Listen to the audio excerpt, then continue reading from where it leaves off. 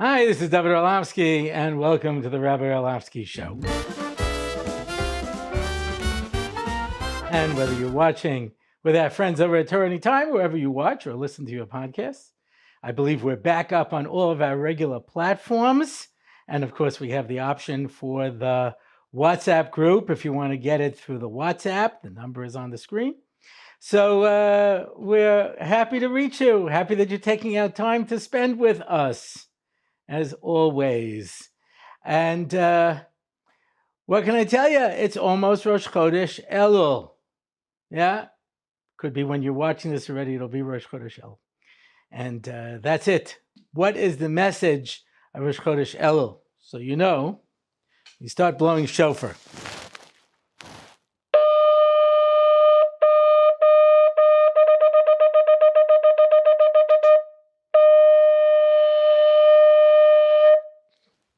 I was actually about to care during COVID. So I guess you can use anybody. This shofar was actually my father's shofar, over Shalom. An interesting story. He had grown up from home, but he had no Jewish education, and he went out to work during the Depression because there was no food, and he fell out. And he used to work Shabbos. He wasn't really with the program so much, even though in his heart he still believed everything and he was with everything. But during the Yom Kippur War, 1973, he said, there are Jewish boys dying and I have to do something. And so every morning he would get up and put on talis and tefillin and daven shachris, starting in 1973 until the end of his life. And this was his shofar. And starting in Elul, he would get up every morning after he finished davening and he would blow shofar himself. And my mother would wake up to the sound of the shofar, which is really appropriate because that's what we start blowing shofar for. What is shofar? Aru, aru, wake up. And now's the time to wake up because we have been sleeping. And there are people who sleep their life away. Sometimes literally. There's evidently some kind of a movement now among, I don't know if it's Gen Z or who it is, that they just stay in bed. They don't even get out of bed. It's like a philosophy. You just stay in bed. Yeah. There's a Medrash Shmuel that is in the 6th parak of Pirkei Avos on the Memches Dvarim, the 48 things you need to be Kohen Torah. And one of them is Miyat Shena. And the Medrash Shmuel says, why is that one of the things you need to acquire Torah, to limit your sleep? And he says, because Torah is called Eitz Chaim Hi Lamachazikim Bo. It is a tree of life. And sleep is the tree of death, he says. Now, I assume he's making reference to the Gemara, which says there are certain things that we can't experience in this world, but we can get a taste of them. What's a taste? 1/60th. Right? You know this because if some non-kosher chicken soup falls into kosher chicken soup, what happens to chicken soup? It depends. If you have 60 times against it, then it's batal. Less than 60, 59, then it's not batal. I always thought it was interesting that 59 is, in Gematria, they write it as nun tes, not. And not is no same tam. It gives a taste. So 59 gives a taste, 60 doesn't. So this is 1/60th. You can just barely detect it in this world. So if you want to know what a nevuah is, the closest you can come to a nevuah is a dream. A dream gives you a feeling of what a nevuah is. If you want understand what Olam Haba is, Shabbos is 1/60th of Olam Haba. And if you want to understand what death is, sleep is as close to death as you can get. And when a person is sleeping, so we don't really accomplish much. And I think you'll find that most of the great accomplishments in history were not done by people who are sleeping. You want to argue Isaac Newton, maybe the apple fell on his head when he was sleeping. I don't know. But the point is that he didn't come up with the svara when he was asleep. You want a guy hitting on the head, you could be attacked when you're sleeping, yeah. But you're not going to produce anything. There's no ideas. There's no living. It's as close to death as you can get. I read once, I don't remember where, that people on death row sleep about 16 hours a day, because what am I getting up for exactly? Not a lot to look forward to. They're going to kill me today? No? Okay, I'll go back to bed. Yeah. But it's an amazing thing, this concept of people wanting to sleep. I understand you need to sleep. And in fact, a lot of the problems in our generation today is because people are not getting enough sleep. But to sleep recreationally, that to me is already a goal. I want to take a nap. That's my plan for the day. I want to sleep. You know? So I was talking to a group of teenagers once, and I said, so what's the greatest pleasure in the world? And without even hesitating, they said, sleep. I said, no, that's ridiculous. If you had a day off? I said, of course, I'd sleep the whole day. I said, okay, well, what about if you had vacation? He goes, what do you mean? I had summer vacation. I slept for 2 months straight. Went to hibernation. I said, well, then I bet you can't wait till you're dead. You'll sleep forever. So one kid says, no, because I'll never have the pleasure of waking up and going back to bed. Otherwise, you're right. I wouldn't mind being dead. If every few years I can lift it up and say, everything's still here? Okay, turn it over and go back to sleep. It's an amazing thing. That sleep is a goal. It's something that you want. So when you go to Disneyland, went 1968, and when you go to Disneyland, you know, people are there right as the park opens because they want to get the maximum experience. You don't want to go at the end of the day, you know. You want to get it all in as much as you can, because you want that excitement of being strapped into a machine that's going to hurl you upside down, backwards, 100 miles an hour, which holds no delight for me. I live in Israel. I could just take a cab and have the same experience. But people are waiting online for the thrill. Everything is so exciting. I want to get it all in. And you don't just like sleep. You don't sleep it away. People sleep it away. It's because there's nothing to get up for. There's no life. Kodesh Baruch Hu has a sense of humor. The left wing does not. The Kodesh Baruch Hu has a sense of humor. So it used to be, when I came to Israel the first time, there was no daylight saving time in Israel. No one had thought it up. Eventually, they came up with this idea of daylight saving time. I'm not a fan. The days are just too long. Shabbos ends too late. It doesn't work for me. Yeah, I'm not a daylight savings time fan. But they used to change the clock at the beginning of Elul, because the Sephardim get up and say Slichos all of Elul. Right? In fact, I once said to a Sephardi guy before Pesach, he goes, I said, well, you guys get to eat rice and beans on Pesach. And he says, don't envy us. Because of that, I have to say Slichos a whole month of Elul. But anyway, so, but it's, they used to change the clock beforehand. Otherwise, it would be too early for the Sephardim to be able to get up. Fine. So this was one of the things left wings fought against. They didn't want to change it until much later. You know, they said, here it is. Rosh Chodesh Elul could come out in August. You're already changing the clock. People want to have long summer days, you know. So they agreed that they would change it before Yom Kippur, after Hashanah, before Yom Kippur. And still the left wing fought about it. And they said, why? It says, because, you know, if you change it for Yom Kippur, then the fast is an hour shorter. One of these guys says, it's 25 hours in any event. He says, I can tell you don't fast on Yom Kippur, or you would know that last hour is the longest hour of your life. So to be able to get things moving, they used to change the clock. So fine. So when the left wing was in power, they got rid of that. But it was Tommy Lapid or his son Yair Lapid, one of the Lapids. Anyway, so it used to be an amazing thing because we would go to shul on Rosh Hashanah. Zachrenu lechayim melech hafetz b'chayim v'kosfeinu b'sefer ha'chayim. I'm still available for a shot.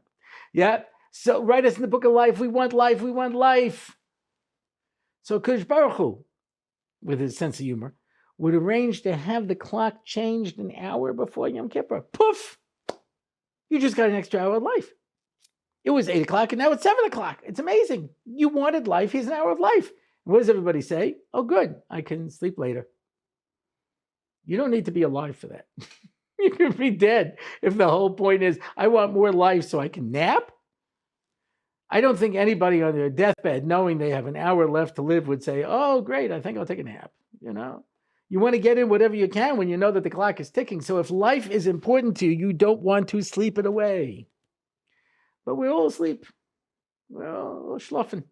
Everybody is sleeping. And we blow shofar to say, now is the time to wake up because your life will pass you by. Somebody used to add a tagline onto their email years ago. I forgot who it was. I used to get it from them. It'd say, life is what happens while you're making plans. You're thinking about it, And a lot of people, they don't do anything. They think about it. They're planning on it. They're asleep.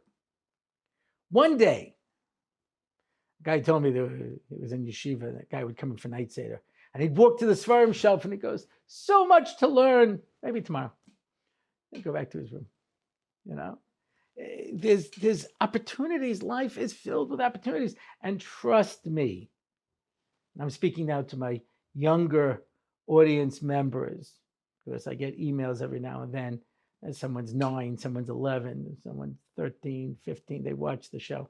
And Baruch Hashem, we have also older people and lots of different ages. But for my younger people, you don't realize it. You think time is going to last forever. Psychologically, there's a very simple reason for this. Because when you're 5, a year is 20% of your life. So it takes a very long time to get there. When you're 50, it's 2% of your life. So a year is like a much shorter in the context of everything. When you get to be 100, so then it's 1% of your life. So the years go very quickly. And so you start getting older and you realize, my gosh, time goes so quickly. And then you turn around and you say, where am I going to go? Where's my life now?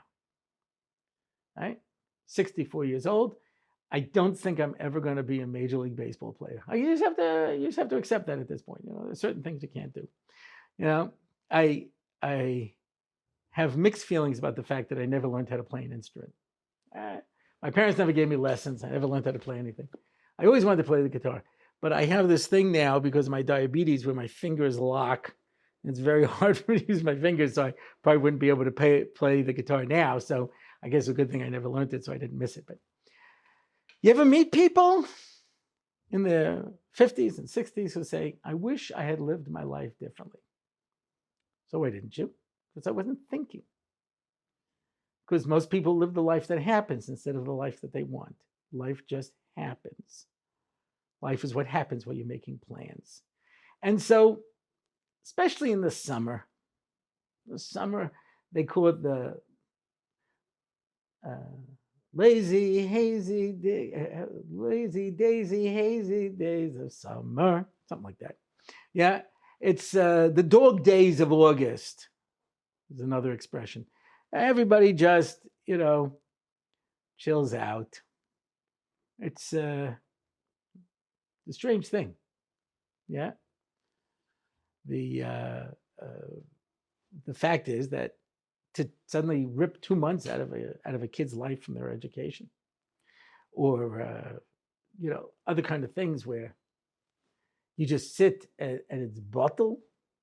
It says that a husband who's very wealthy and gives his wife a lot of servants, she still has to do something, because otherwise she's going to go out of her mind. People who do nothing go out of their mind. And this happens all the time with older gentlemen who are working. They just keep working. Today it's kind of strange, because you're supposed to retire at 65. Now, I understand because, people live till about 69, 70. That was the average lifespan. So you worked till you were 65. You played golf for 5 years and you died. That was okay. When I was a kid, never saw anybody, almost never saw anybody in their 80s, certainly not their 90s. Today, I used to go with Rabbi Fried and the Sivas tours. We'd go on these tours to Europe, and there were people on the tour 80. They were in their 80s. They were climbing up mountains and going down these things. I wouldn't do these things. I remember after my father passed away, so my mother came. She used to come for Sukkot. So we'd go to different places, and one of the places I took her was this place called Herodian. And there are these caves, you have to walk through and everything like this. And I said, Mom, I don't know if you're up to this. She says, son, if you can do it, I can do it. I said, I don't know that I can do it. My mom says, come on, don't be a coward. Let's go. But, today, people in their 80s, out playing tennis, they're out going on things, doing other things. And you meet people in their 90s all the time. It's not unusual today. So you retire at 65, you still have a third of your life ahead of you. And so there are a lot of people who, they look back at their life and they say, I don't know what to do now. But some people who have their own business, there's no retirement rules, they just keep working. They're in their 80s, they go in to the store. There's a story in England of the world's oldest chemist, for my American audience, because I do have people in England watching, thank you very much. For my English audience, that's a druggist, a pharmacist.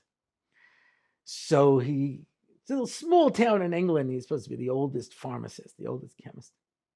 So he goes in, the little bell rings, and this very elderly man comes to the desk.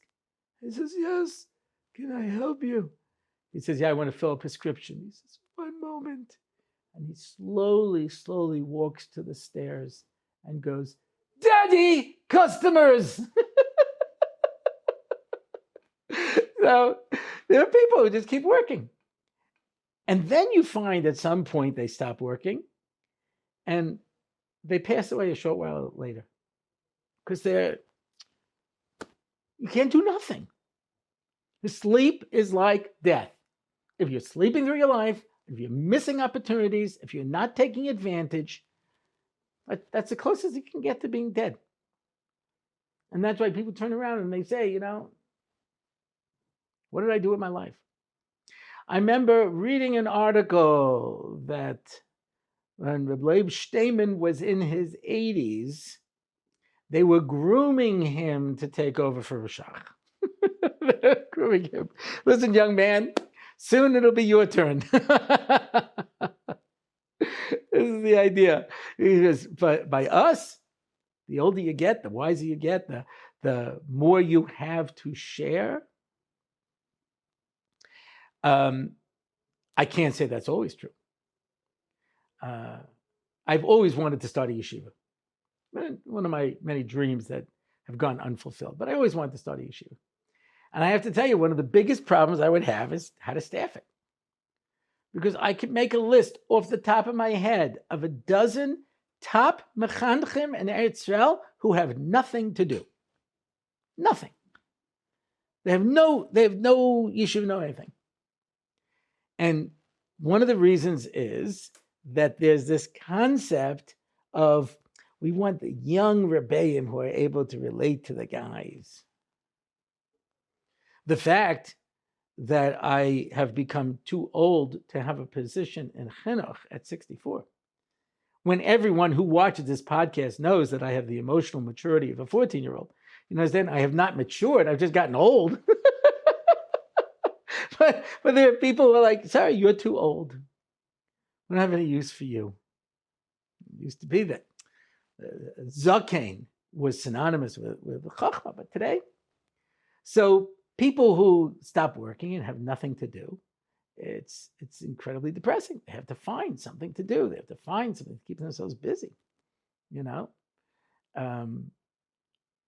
was very exciting. I'm going back 23 years. So this is before some of my audience was born.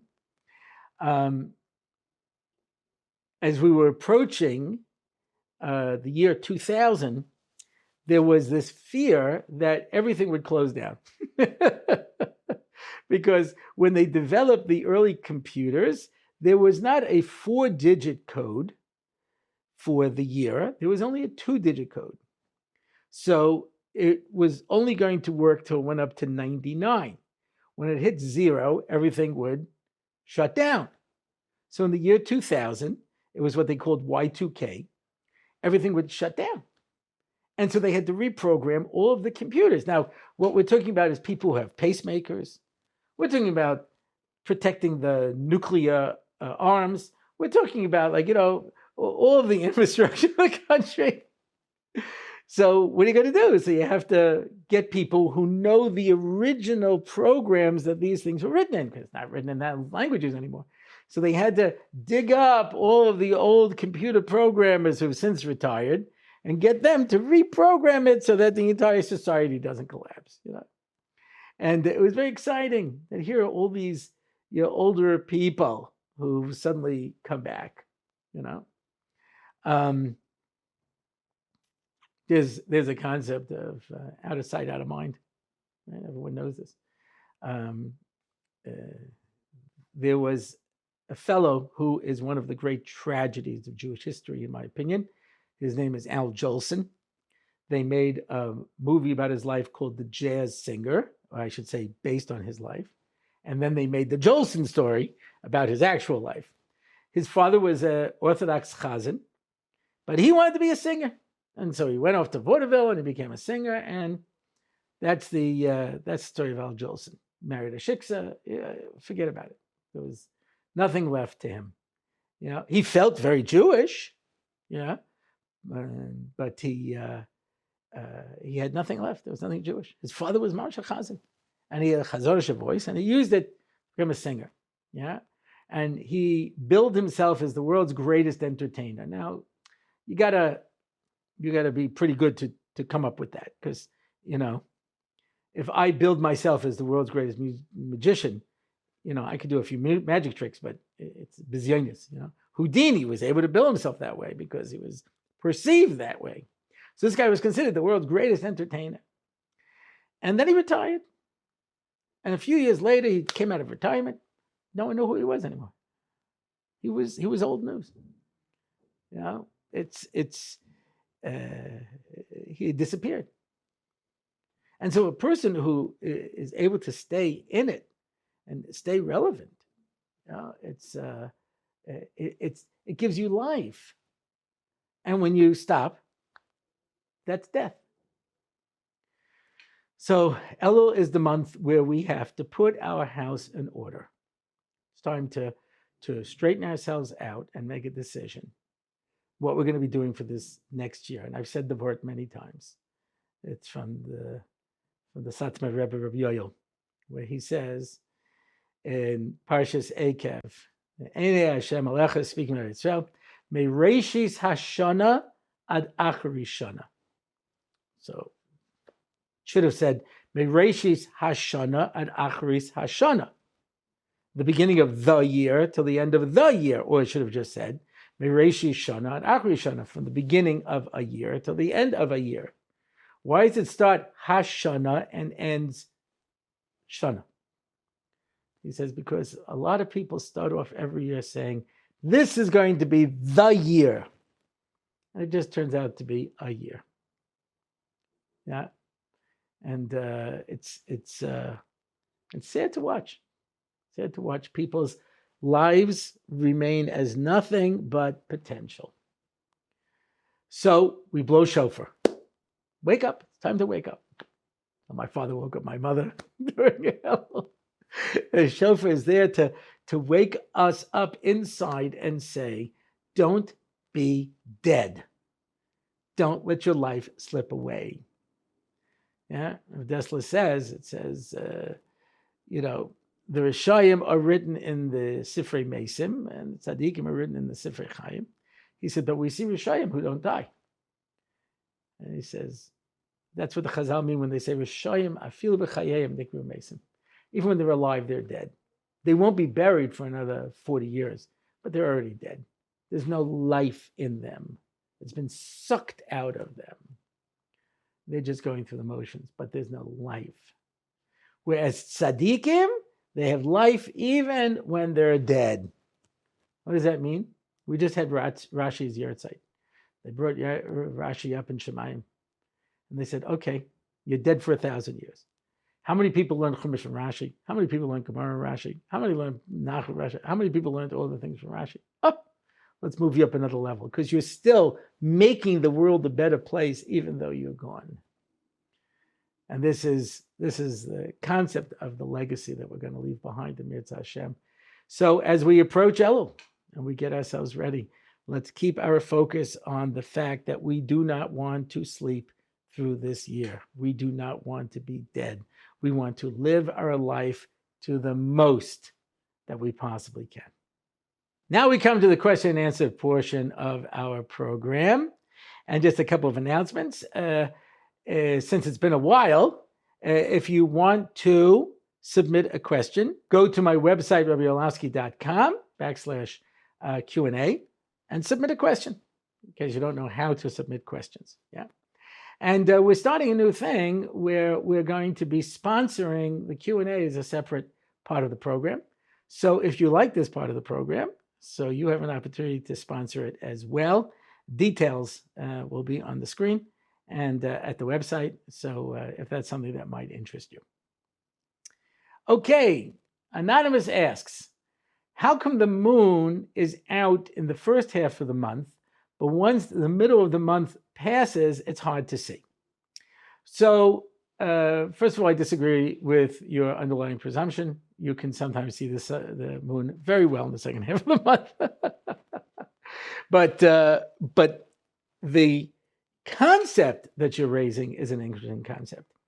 There are some people who have the minhag not to get married after the 15th of the month, as if you don't have enough problems trying to pick a date. Yeah, only the beginning. Why? Because when the moon is increasing, or as we call it, waxing, when the moon is waxing, that is a very good siman, and that is Klal Yisrael is represented by the moon. The Umas HaOlam are represented by the sun. Klal Yisrael is represented by the moon. And so when the moon is ascending, that is a positive thing. And that is how Mashiach is described, that eventually the moon will become full and just keep getting bigger and bigger and bigger and bigger without ever waning. And it will be as bright as the sun. That's Yemos Mashiach. This is, if you take a look in the Bracha and Kiddush Levana, you'll see how that works. So when the moon is waxing and getting brighter and brighter, the Hashbah of HaKadosh Baruch Hu is seen as being greater in the world. And that's why the 14th and 15th of the month is very often when our Yom Tovim come by, when the moon is full. Yeah, Sukkot and Pesach and Purim and Tu B'Shvat and Tu B'Av, and right. When the moon is full, that's the sign of Bnei Yisrael's glory. When it starts to wane, that takes away from us. And that's why, parenthetically, if you count from Avram Avinu, Dovid HaMelech was the 14th generation and Shlomo was the 15th generation. And that was the golden age of the Jewish Malchus. And after that, it started to wane. It was civil war, it was split in half, until we were finally destroyed in the door of Tzidkiyahu, who was the 30th generation. So that's why the significance of the moon waxing and waning has particular meaning for the Jewish people as a whole. Anonymous asked, you taught that you have to make your learning relevant. How do you make it relevant when it has nothing to do with your life? Well, if it had to do with your life, you wouldn't have to make it relevant, would you? Because that would be the definition of relevant. Let me be very clear on this. When I say you have to make your learning relevant, I'm talking about things that appear irrelevant. Or as Chico Marx was on the witness stand and he was asking him questions, And he says, okay, now I got a question for you, Mr. Lawyer. What has a long nose and eats peanuts in the circus? He goes, Your Honor, that's irrelevant. That's right, irrelevant. But what it means is you have to look at everything and learn up. How does this have meaning to my life? By the way, this is one of the big problems by davening. People don't know what they're saying. So people say, well, I have an English translation. Good. Now you don't know what you're saying in English. But the point is not what do the words mean? How do the words have meaning to me? On our ongoing tefillah shir, this is one of the things that we stress when we're explaining the davening, is how these words have meaning to my life. Not just what do they mean, but how do they make relevance to my life? And that's something that you really have to work on. Yeah, and you can do this with every single mitzvah, but you have to sit down and think about it and work on it. I'm sure I've discussed this in the past. I'm not going to do it now, but we'll save it maybe for another show. But the Shiva Mashkim, there are 7 things that are considered liquids. It seems pretty irrelevant. And Mordechai Kornfeld from the Daf Yomi Institute, I saw him once in davening, and he said, look, if there are 7 mashkim and there are 7 yom tovim, they must coordinate.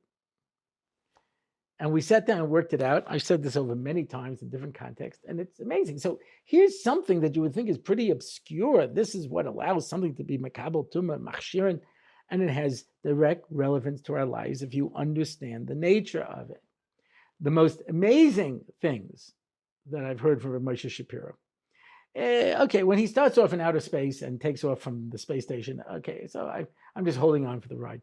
But when he takes a Chazal or a Gemara or a Rashi, I've seen 100 times, and he shows you the depth that's in it, the brilliance that's in it that I missed, and how it has direct relevance to our lives, that's unbelievable.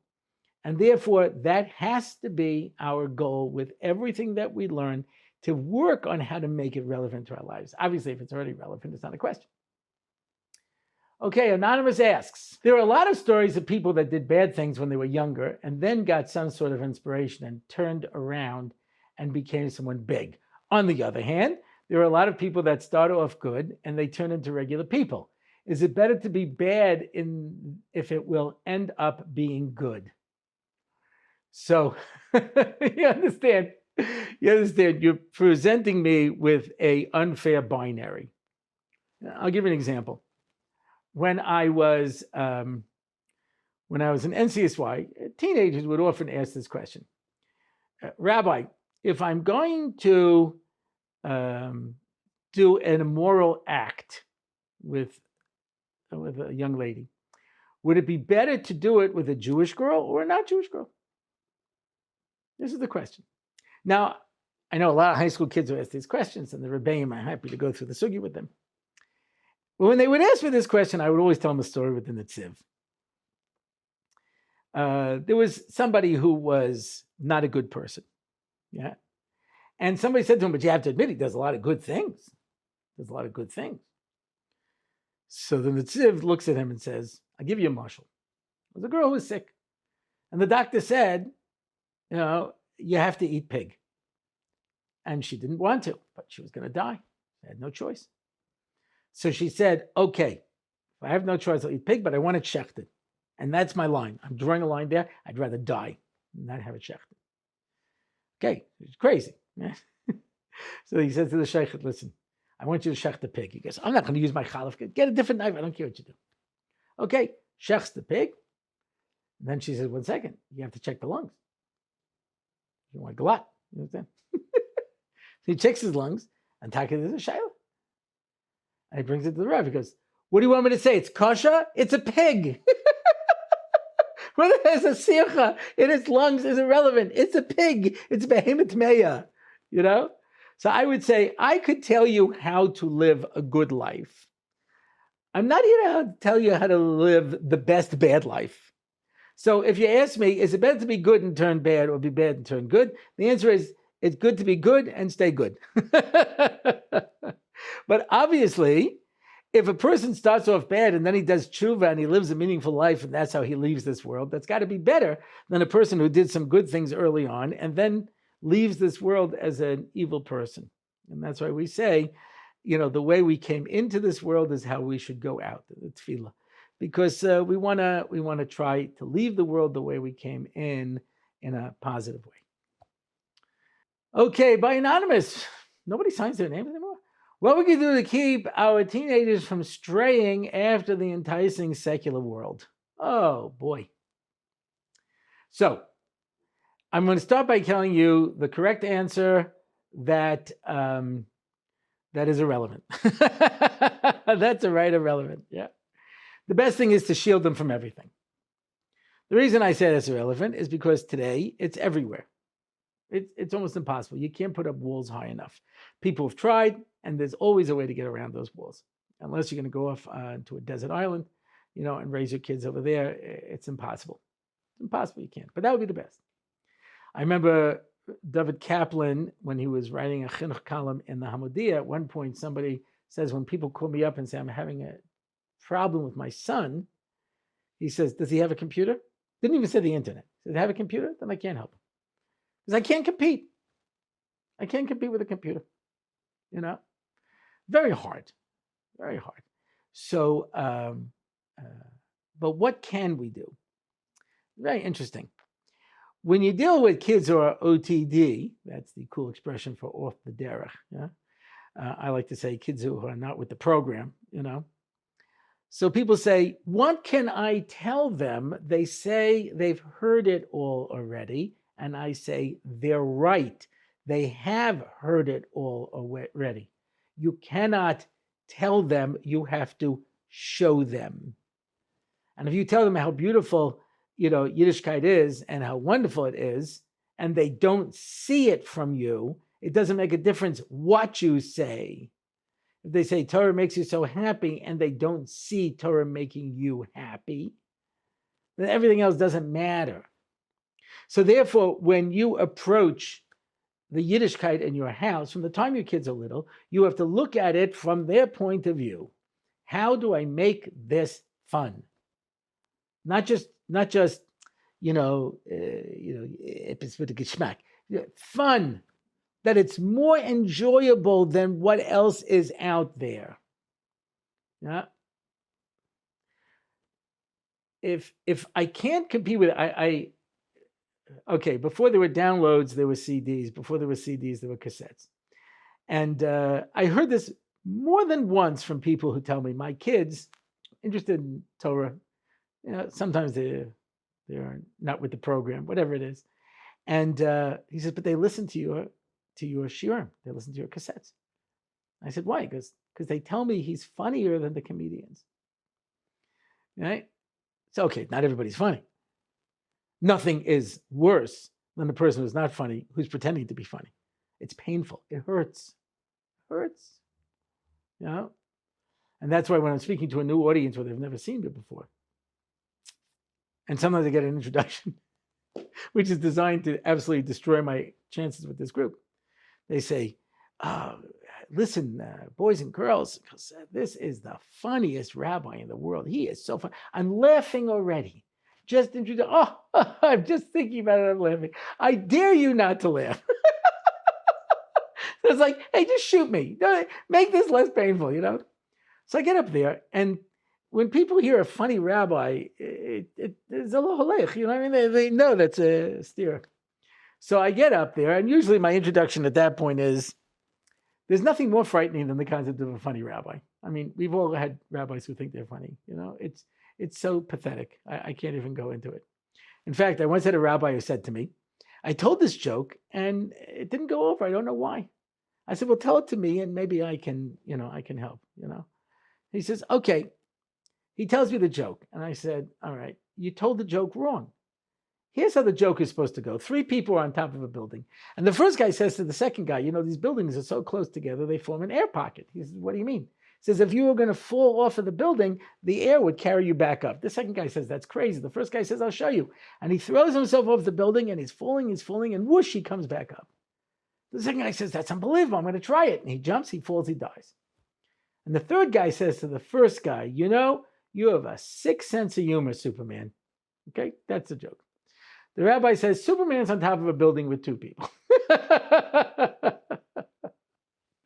So it doesn't mean you have to be funny, but it has to be enjoyable.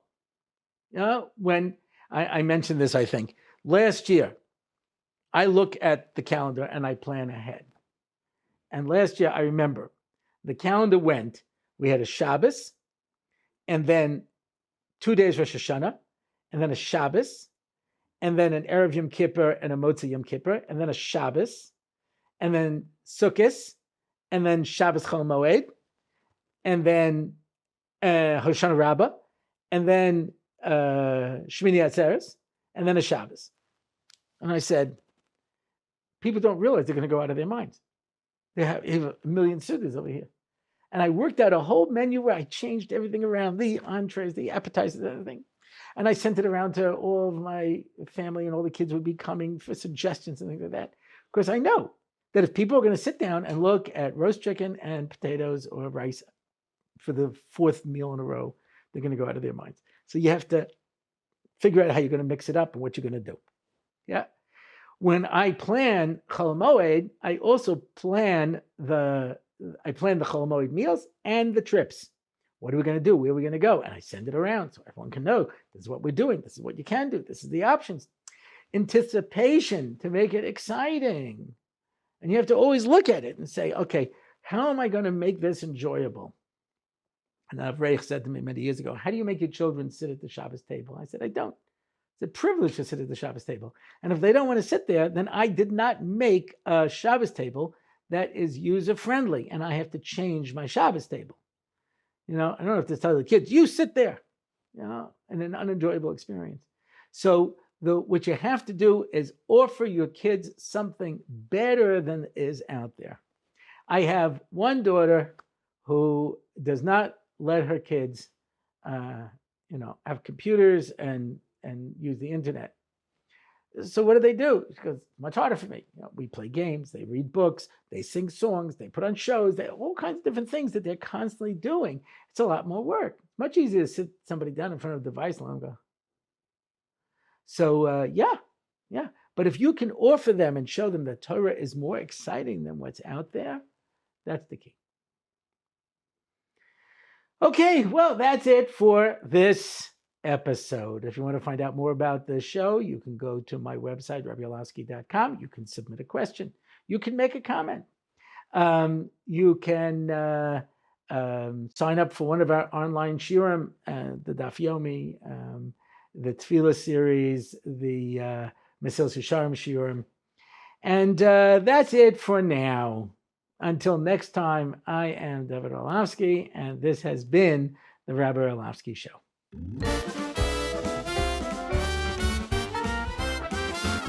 It's the Rabbi Orlofsky Show. Torah and Simcha, ready to go. It's the Rabbi Orlofsky Show. Knowledge and wisdom will help you grow. Lots of fun in every episode. And we don't have to rhyme. No, we don't. It's the Rabbi Orlofsky Show on RabbiOrlofsky.com. Torah anytime, YouTube and more. It's the Rabbi Orlofsky Show. Torah and Simcha, ready to go. It's the Rabbi Orlofsky Show. Till next time, till we meet again. It's the Rabbi Orlofsky Show. It's the Rabbi Orlofsky Show. It's the Rabbi Orlofsky Show.